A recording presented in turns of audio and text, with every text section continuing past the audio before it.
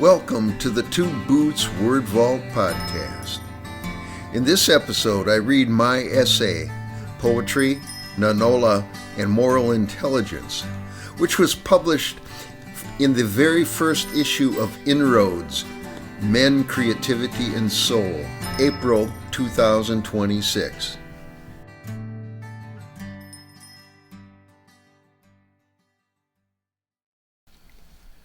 Poetry, Nanola, and Moral Intelligence, an essay.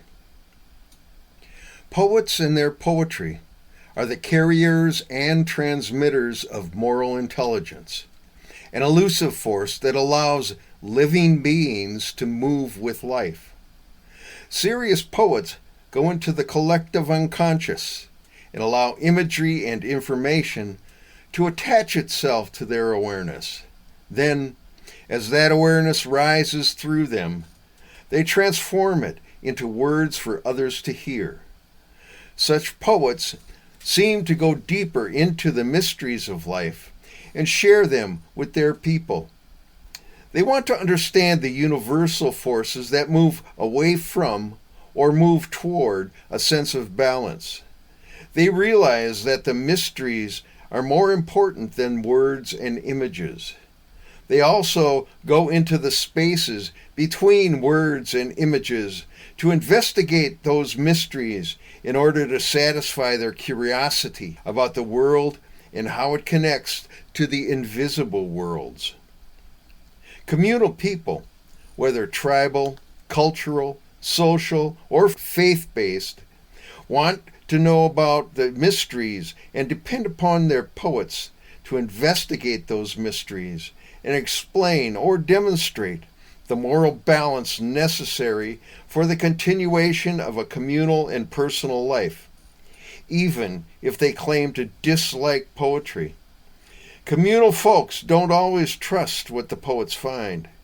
However, even those who are not interested in poetry or any connection to the invisible world instinctively know that there is a connection between the physical world and another realm.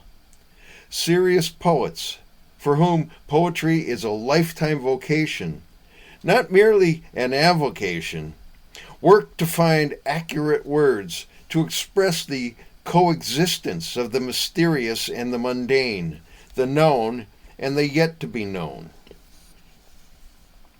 Many times over the years, after an interesting experience, someone has said to me, "You have to write a poem about this." That person felt something profound, but could not express what occurred at the deeper level of his or her awareness. Other poets have told me that they have been approached that way also. The average person has a sense of balance, but usually cannot find specific or acceptable words. He turns to the common cliches, such as, "That is poetry in motion."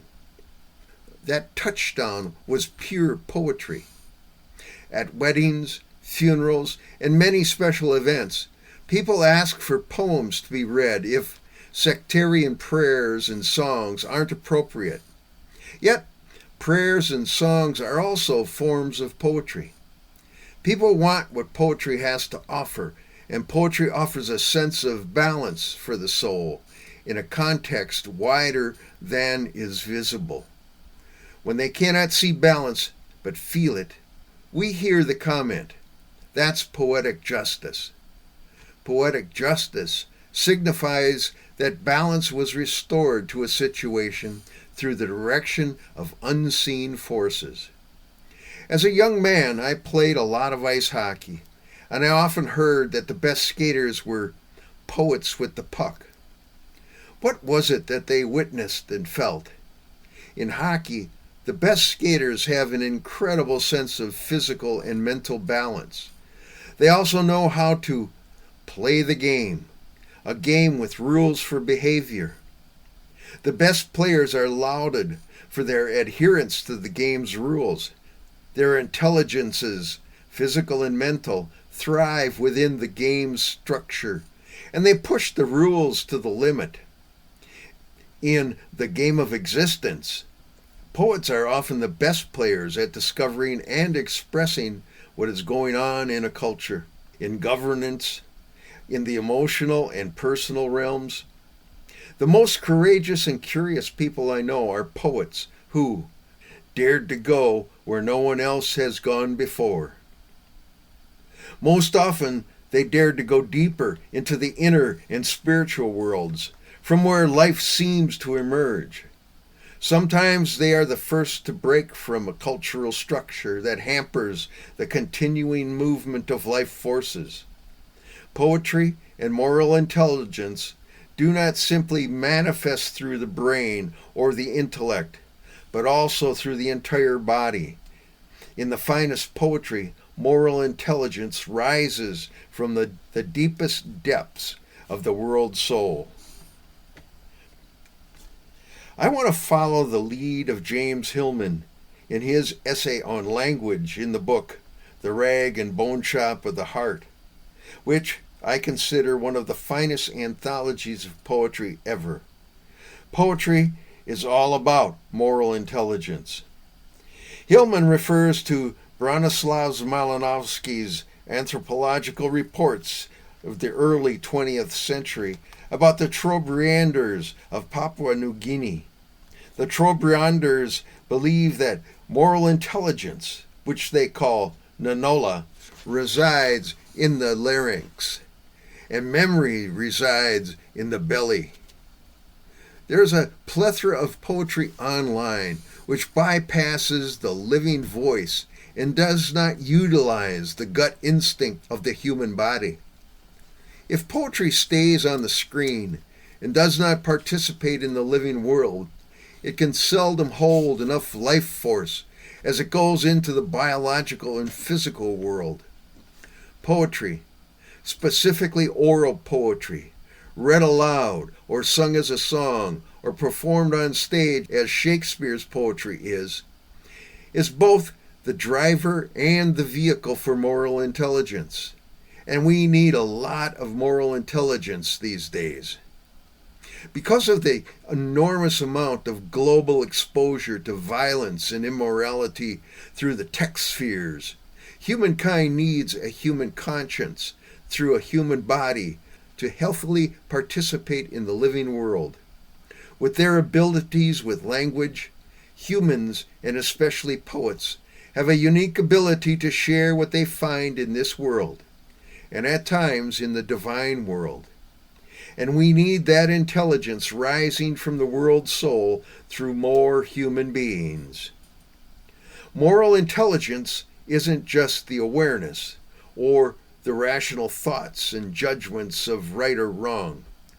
It is the ability to align with the vibratory resonances, wide and expansive, that move through the inner world, through the inner senses, through the body and the body's senses, into the outer world, the mundane world, and the divine world. What is moral is consciously in balance, at whatever level one is at. All serious poetry is an attempt to find that center of balance, either by exposing imbalance or by exhibiting balance. Poetry is always an attempt to refine a sense of balance through language for one's own life and the lives of those around him. The Epic of Gilgamesh, the Iliad and the Odyssey, the Divine Comedy, Chaucer's Canterbury Tales, Shakespeare's Hamlet, Whitman's Song of Myself, Ginsberg's How, or Bly's The Teeth Mother Naked at Last are some of the great historical examples. According to Bartlett's familiar quotations, historically, most of the moral quotations used in English first appeared in poems. A poet's sense of moral intelligence and balance rises from a gut instinct, from the physical senses as well as from the mind. Body memories are not mere ideas. They combine with thoughts and cerebral intelligences, which come out of the receiver brain and then move into the larynx. The larynx provides humans with a unique ability to communicate those ideas and memories, inside and outside of time. The human body, mind, and soul is a receptor of information about the physical world, the mental world, and the divine world. Moral intelligence and a sense of balance can be communicated and carried through the voice. The larynx, ideas, thoughts, and images from the rational mind are amplified and carried by the forces of Nanola and the conscious sense of balance. Joseph Campbell said, quote, "The rational mind is an agent of life, not the dictator of life," unquote. The inner drive for balance is life's driving force. Nanola serves all aspects of life: personal, communal, natural, and supernatural. The higher the degree of consciousness, the vaster the existence of Nanola. As adults, we have more life experience with which to sense truth and balance. Then we interpret experience through our reason, and we tend to strive toward a balance in life. When we listen to words coming through a larynx, when we trust that voice, we can trust the words.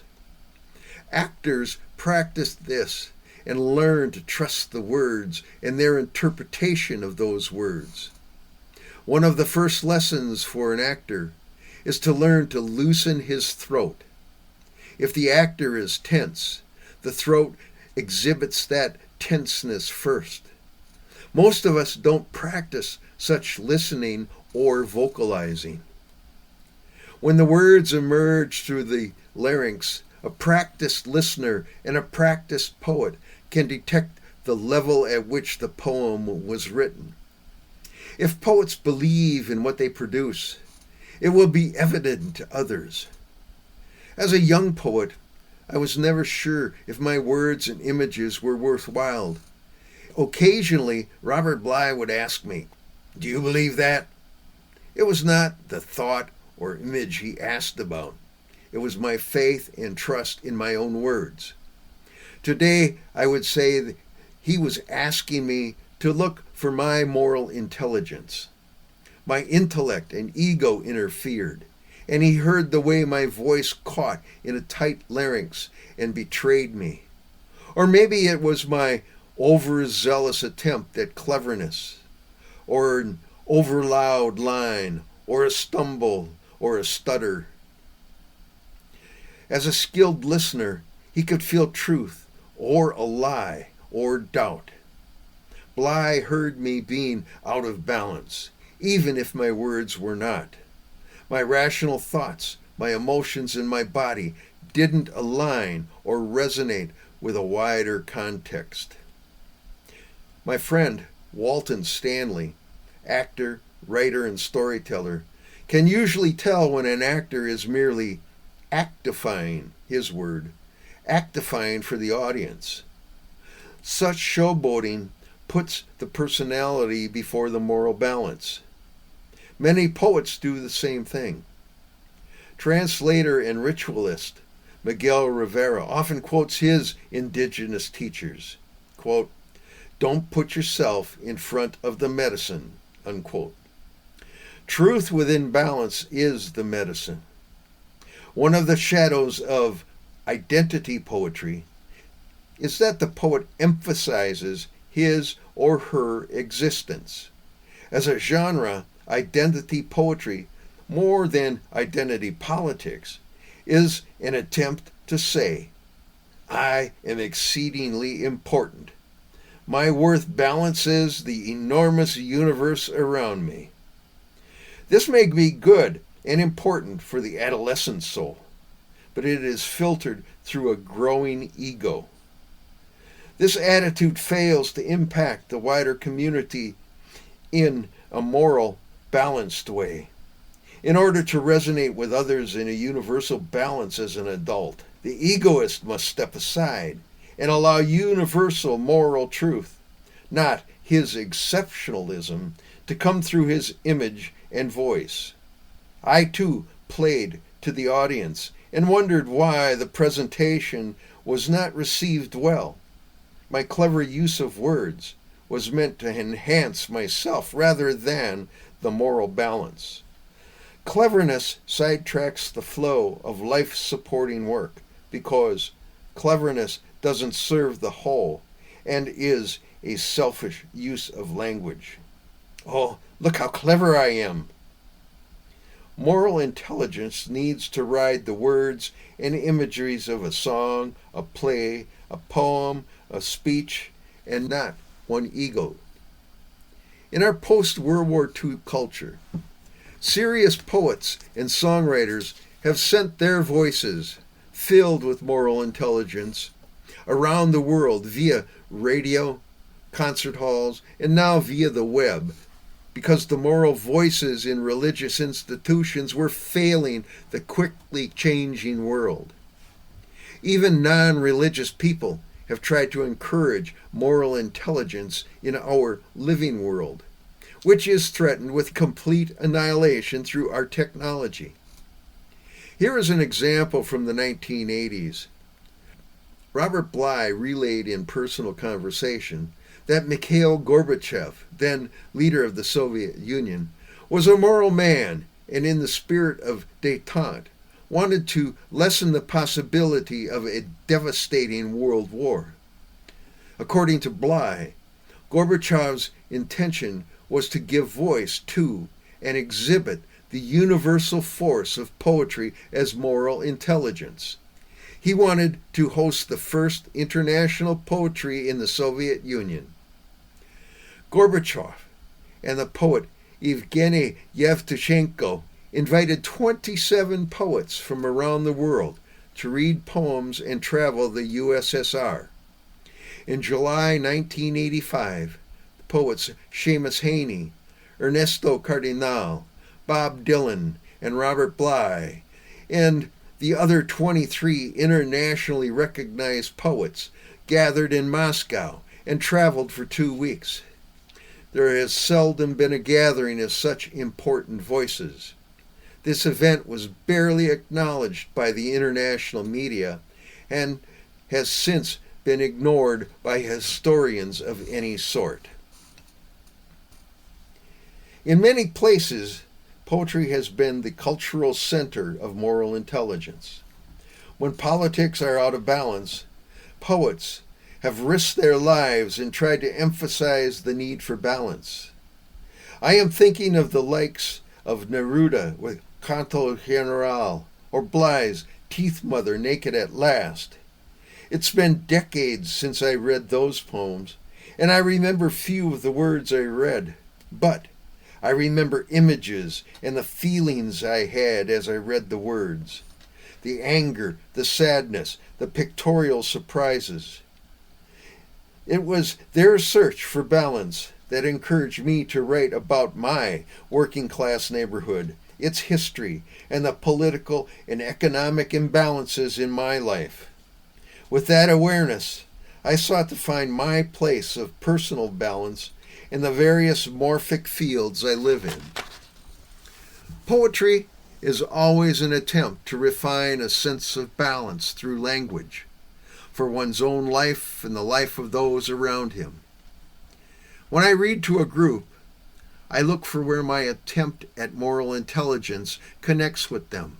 A part of me that is not my intellect feels it. Musicians call it in the pocket, where each musician and often the audience seem to be on the same wavelength. There is harmony in the room, and everyone feels it. Even beyond music, harmony is a form of balance. In daily life, harmony is benevolence, humanness, righteousness, propriety, and ritual. And these are interconnected, and they guide individuals in fulfilling their roles and responsibilities within the family and the broader community, and ultimately contribute to a balanced social order. Serious poets and songwriters, dramatists, comedians, and preachers attempt this too. Beyond social order, there are behaviors that are considered immoral. In the world of American poetry, Charles Bukowski's dark works, the sexual stuff and the alcoholic and addictive stuff, express his psychic attempt toward a balance that includes ugly, primal energies. His work is a counterweight to the brilliantly lighted realm of academic, cerebral, and bodiless poetry. Bukowski's poetry implies that there is a moral vision and balance that is not limited by prescribed social orders and mores, and he says we should feel it. Grief poems and elegies bring one back to the personal center of gravity after loss and betrayal or trauma, which always throw us off balance. The keening poems of the Dakota and other indigenous folks do the same. Poems are often used to facilitate a way back to personal well-being. Recently, as Minnesotans struggled peacefully against federal agents who were illegally rounding up people for deportation, poets and musicians worked tirelessly to give voice to morality and civic well-being. The Sufi poetry of the 12th century poet Ibn al-Arabi gives exposure to the wider balance within the inner experience. For him, divine energies must be considered. In many poems, he implies that all life's domains are on a continuum. His awareness is both reverent and exciting, without a sense of beginning or ending. His moral intelligence is expressed through his poetry. 12th century fundamentalist mullahs in Damascus felt threatened by his poetry, especially his long poem, Perfect Harmony, which they thought immoral. They couldn't grasp the deep spiritual level from where he wrote. Leading clerics issued a fatwa and threatened him with execution. His subsequent commentaries, which explain the meaning of his images and words, and his acquaintance with political leaders in Damascus, kept him alive. Ibn al-Arabi transcended the paradox between physical love and spiritual love with his moral intelligence. I want to usurp the metaphor of Heisenberg's uncertainty principle that the intellect cannot pinpoint the existence of a wave or the existence of a particle at the same time, but something in our center of gravity doesn't worry about such a paradox.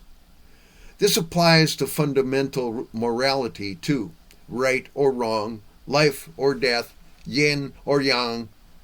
The more experienced and learned one's moral intelligence, the more levels it understands, and the more complicated the moral choices become. A choice often occurs despite intellectual direction. Outside influences and forces may make the choice for us. Maybe a large event like a hurricane can change our lives, or a smaller personal one, such as a traffic jam on the way to a job interview. It has happened to all of us. Sometimes there are smaller synchronistic things that happen. When they happen, we look for a new sense of balance, and it is usually at a deeper sense of awareness. How often do we hear, "It was meant to be," or "God's hand intervened," or "It's just fate"? A singer-songwriter friend, John Adler, told me, quote, "The divine makes its invisible presence known through synchronicity," unquote. There is an awareness larger and more connected to one's life than one's intellect or one's individual awareness. When our choices are seriously made, they connect through our sense of balance to a larger awareness. Sometimes the larger seat of balance is beyond our understanding. Sometimes when choices are made for us, we must search for our place at the seat of balance. Moral intelligence is not a fixed right or wrong. Life's context and time's context are necessary to consider. When a moral choice is made, an understanding of one's connection to reverence grows and thrives. When reverence is present, balance exists. When balance exists, reverence is present. When these are present, we tend to say we are in a state of grace. When spoken to sincere listeners, the best poetry shares grace, beauty, and resonance with moral intelligence.